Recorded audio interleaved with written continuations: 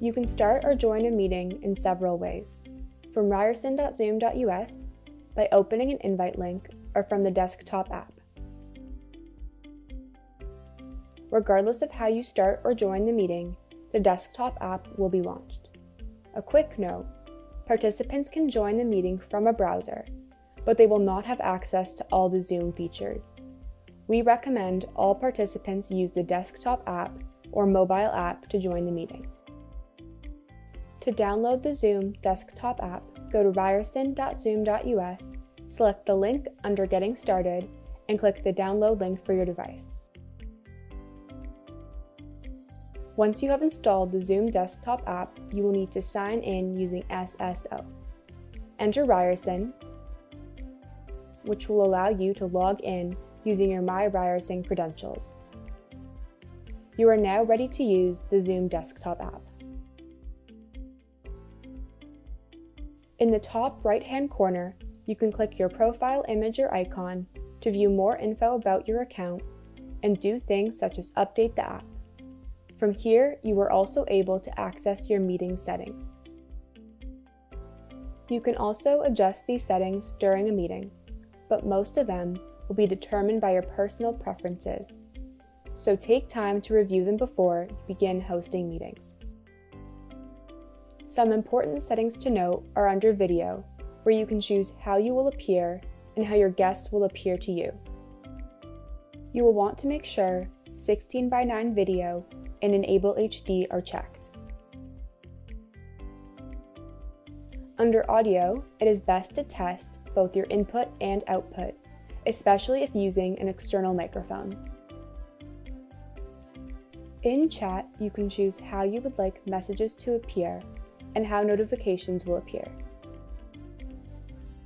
Virtual Background allows you to upload images by selecting the plus symbol and use them as the background for your meetings. You will likely want to uncheck I have a green screen. Please note, this feature may not be available depending on your device. Under Recording, select Manage on Web, as recording directly to your device is not recommended.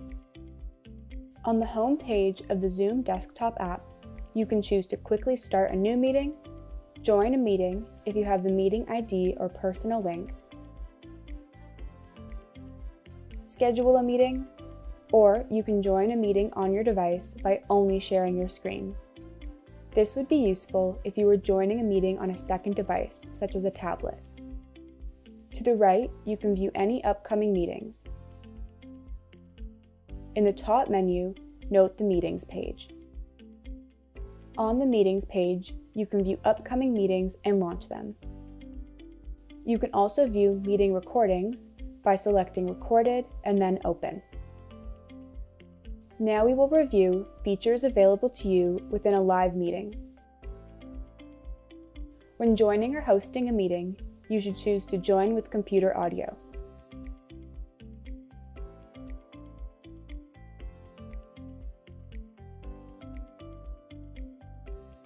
You should always be sure you are recording your meeting.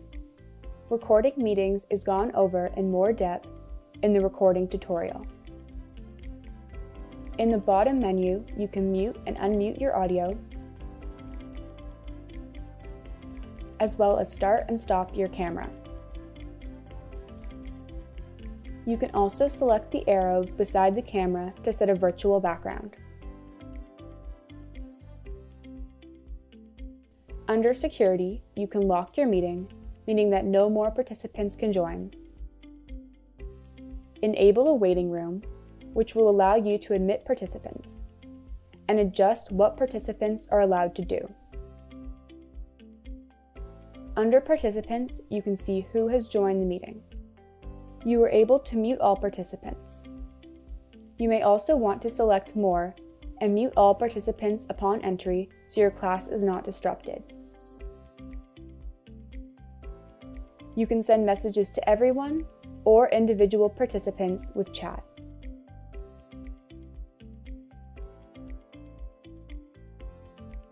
The share screen and breakout room tools are explained in more depth in the screen sharing and breakout rooms tutorials. When you are ready to end the meeting, Select End, and then select End Meeting for All.